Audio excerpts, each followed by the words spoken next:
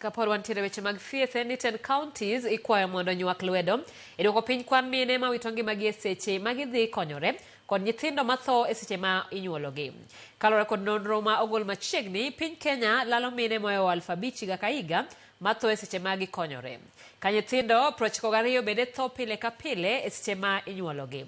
To gigo makelo thoe makamagi inyalo geng'. Ma report mar Joyce.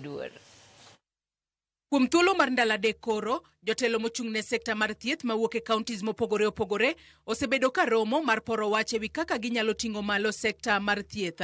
Wach maduong' monyiedhore e lela e kinde romono en mar thoe mar mine e kinde mag nyuol e kauntis, ka kauntis 20 nigi achiedh nade maduong' mar duoko piny thoe makamagi. We lose 5,000 women every year to pregnancy-related complications.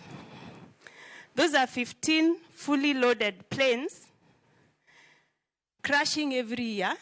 That's a plane every month carrying 340 women, and on some months there are 2 of them.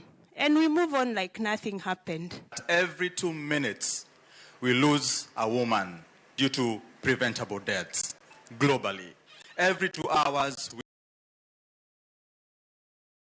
20% of these deaths are preventable. So as Luala, we are on a mission to reduce maternal mortality and child mortalities as well as morbidities. Kwan makamagi keto elela achiedh nade manitiere pachoka mar duoko piny thoe mag mine ma inyalo geng'a. Every day we lose 92 newborns. People who have not started life are lost. The reason all of you are here is because you didn't die as newborns. So it's as if a whole generation disappears. Every day a whole generation gone. Kaluore kod jolonye sekta mar thieth, masira mar lalo nyithindo gi mine owinjo tiek nyadichiel, to ma nyalo mana timore ka tudruok makare nitiere e kind sirikal mamalo kod 10 counties. We need to get champions and support for these champions on the ground, because not everybody is very interested. Everybody has their own interests. But if you can get people who can champion this process in your counties and actually support them through that process. That from a 50 million population and about 1 million births every year, this country has less than 50 neonatal ICU beds. And out of all those, 2 are in a county setup. Ngapi? 2. The rest are level 6. Please think about that. Question of ambulances. Why should a woman in Kajiado die? Because the ambulances there were all engaged, yet there's an idle ambulance in Machakos. And the difference between Machakos and Kajiado is a road. You get?